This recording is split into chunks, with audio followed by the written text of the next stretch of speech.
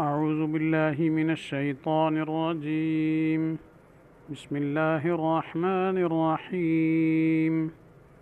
وكأي من نبي قاتل معه ربيون كثير فما وهنوا لما أصابهم في سبيل الله وما ضعفوا وما استكانوا والله يحب الصابرين. وما كان قولهم إلا أن قالوا ربنا اغفر لنا ذنوبنا وإسرافنا في أمرنا وثبت أقدامنا وانصرنا على القوم الكافرين. فآتاهم الله ثواب الدنيا وحسن ثواب الآخرة والله يحب المحسنين. صدق اللہ العظیم.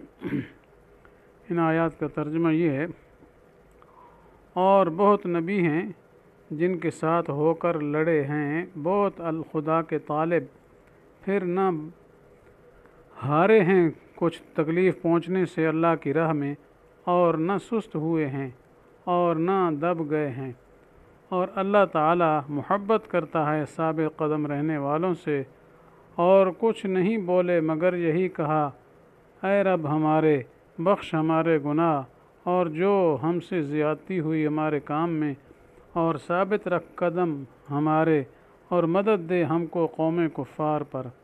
پھر دیا اللہ نے ان کو ثواب دنیا کا اور خوب ثواب آخرت کا، اور اللہ محبت رکھتا ہے نیک کام کرنے والوں سے. تو جنگ احد کے بارے میں سلسلہ پیچھے چلا آ رہا ہے.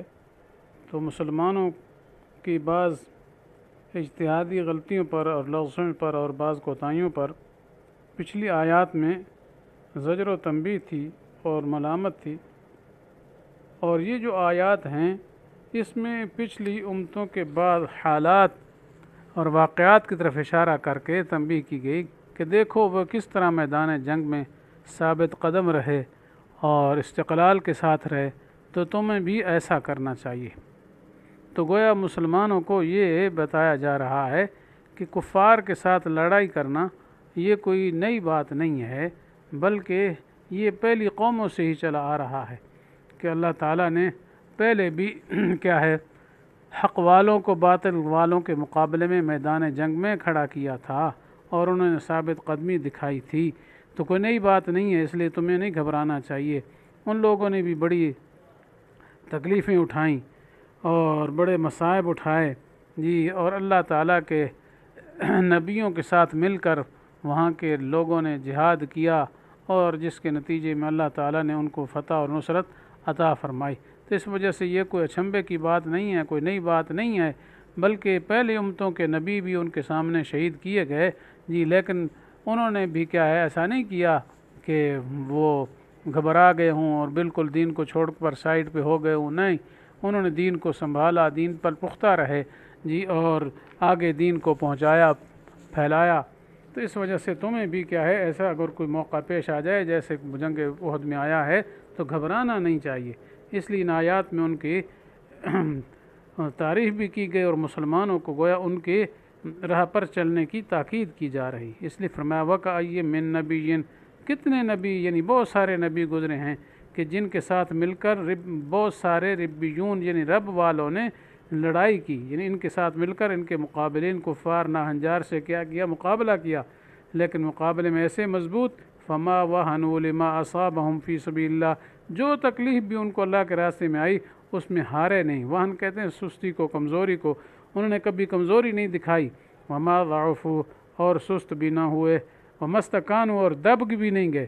یہ نہیں کہ دب گئے خاموش ہو جائیں بھاگ جائیں، یہ بات بھی ہرگز انہوں نے نہیں کی. یعنی بڑے صبر و استقلال کا انہوں نے مظاہرہ کیا. تو آگے اللہ فرماتے ہیں واللہ یحب الصابرین، اللہ تعالیٰ صبر کرنے والوں سے محبت فرماتے ہیں. یعنی جو صبر کرتے ہیں، میدان جنگ میں ثابت قدم رہتے ہیں، ڈٹ جاتے ہیں، اللہ کو وہ بہت ہی پیارے لگتے ہیں. آگے فرمایا یہ تو ان کا عملی کام تھا، باقی زبان پر بھی کیا کہتے رہے، کوئی شکوہ تک نہ کیا، بلکہ یہ دعائیں کرتے رہے. تو یہ دعائیں اللہ تعالیٰ نے ان کی نقل فرمائی ہیں تو مقصد یہ ہے کہ مسلمانوں کو بھی یہ دعائیں کرنا چاہیے۔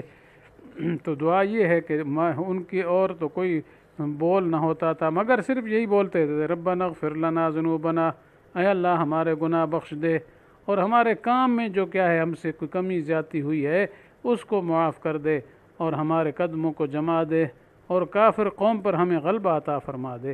تو یہ 4 قسم کی دعائیں انہوں نے کی ہیں جو قرآن پاک میں اللہ تعالیٰ نے نقل فرمائی ہیں۔ پہلی دعا تو انہوں نے یہ مانگی ہے کہ وہ اللہ تعالیٰ سے گناہوں کی معافی مانگتے رہتے ہیں، اور دوسری مانگی دعا یہ کی کہ یہ جو ہم نے عمل کیا، جی کفار سے لڑے ہیں، جہاد کیا ہے، مقابلہ کیا ہے، تو اس عمل میں ہم سے جو کمی کوتاہی ہو گئی ہے جی یا اللہ اس کو معاف فرما دے۔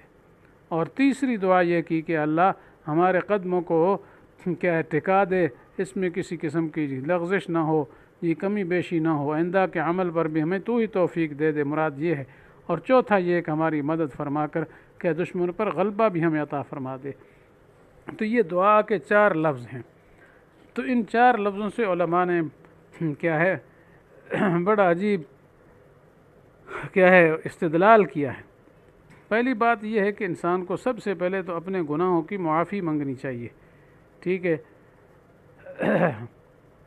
اور کبھی یہ نہ سمجھے کہ میں تو بہت اونچا ہو گیا، میں تو بہت بڑا ہو گیا جی اور مجھ سے کوئی گناہ نہیں ہو سکتا، تو اپنے اوپر ناز کرنا شروع کر دے، نہ، بلکہ حقیقت یہ ہے کہ مومن جو بھی کام کرتا ہے، ٹھیک ہے، اللہ کی راہ کے اندر جد و جہد کرتا ہے، جہاد کرتا ہے، ٹھیک ہے، تو یہ اس کا حقیقتاً کوئی جو ہے اپنا کمال نہیں ہے، کیونکہ یہ در حقیقت اللہ تعالیٰ کا فضل و کرم ہے اس پر، جس کے نتیجے میں وہ کیا ہے کفار سے جہاد کر رہا ہے، اتنا بڑا خوبصورت اور اعلیٰ عمل جو ہے اس کو توفیق ملی ہے، ٹھیک ہے۔ اسی وجہ سے صحابہ کرام یہ شعر پڑھتے تھے جہاد کے موقع پر، فواللہ لولا اللہ ما تدینا ولا تصدقنا ولا صلینا۔ شعر لمبے ہیں، مختصر یہ کہ اگر اللہ کی توفیق نہ ہوتی، اللہ کا فضل و کرم نہ ہوتا جی، تو ہم سیدھے راہ پہ بھی نہ آتے، نہ ہم صدقے زکوٰۃ دیتے، اور نہ ہی ہم نمازیں پڑھتے۔ تو معلوم ہوتا ہے یہ سب اللہ کی توفیق سے ہوتا ہے، انسان کا اپنا کوئی اس میں کمال نہیں ہے، انسان کا بس صرف کسب یہ ارادہ ہی ہے، لیکن حقیقتاً یہ کسب کرنے کے اعضاء کس نے دیے، ارادہ کرنے والا دل کس نے دیا، یہ سب کچھ اللہ تعالیٰ کا ہی عطیہ ہے۔ اس وجہ سے انسان کو کبھی نیک عمل کر کے اس پر ناز نہیں کرنا چاہیے۔ ناز انسان کیسے کرے، اللہ کے دربار میں تو ناز کیے نہیں جا سکتا، اس وجہ سے ناز کی اجازت نہیں ہے۔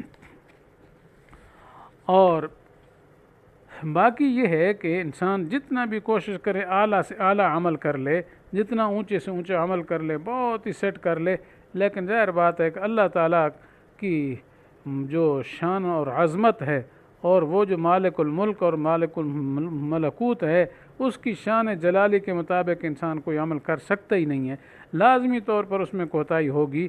اس وجہ سے لازمی انسان کو استغفار کرنا چاہیے، استغفار کرے، مقصد یہ تیری شان کے مطابق تو ہم کر نہ سکے، تو لہذا یہ در حقیقت کیا ہے ہمارے سے کوتاہی ہو رہی ہے جی، تیری شان کے خلاف ہے، تو گویا ہم گناہ کر رہے ہیں جی، اس بنا پر استغفار کرنا چاہیے، مجھ سے معافی مانگنی چاہیے کہ ہم سے جو کوتاہی ہو جائے گی ہوئی ہے وہ معاف کر دی جائے۔ اور پھر یہ ہے کہ یہ عمل چلو ہو رہا ہے، اس وقت انسان خوش ہے، مجھ سے اچھا عمل ہو گیا ہے، تو اب یہ پتہ نہیں ہے کہ یہ عمل اس وقت ہوا ہے بعد میں ہوگا یا نہیں ہوگا، یہ کوئی پتہ نہیں جی، تو اس بنا پر آئندہ اس عمل پر کیا قائم اور دائم رہنے کے لیے اور اس پر استقامت کے لیے بھی دعا کرنی چاہیے کہ اللہ تعالیٰ ان کیا اعمال پر، نیک اعمال پر ہمیں سدا قائم رکھے، موت انہی اعمال پر آئے۔ تو اس قسم کی دعائیں جو ہے وہ اس لیے کہا ثبت اقدامنا، اور پھر اس کے بعد یہ بھی کہا کہ وانصرنا علی القوم الکافرین۔ باقی اشارہ اس طرف بھی ہے کہ جنگ دعائیں کیوں کرتے ہیں گناہ کی معافی، کہ دشمنوں کے ساتھ مقابلے ہوتے ہیں، تنگیاں ہوتی ہیں، پریشانیاں بعض دفعہ آ جاتی ہیں، تو یہ ہمارے گناہوں کی وجہ سے تنگیاں پیش آتی ہیں، ہمارے اندر کوئی کمی کوتاہی ہوتی ہے، تو اس وجہ سے بھی استغفار کرتے رہنا چاہیے۔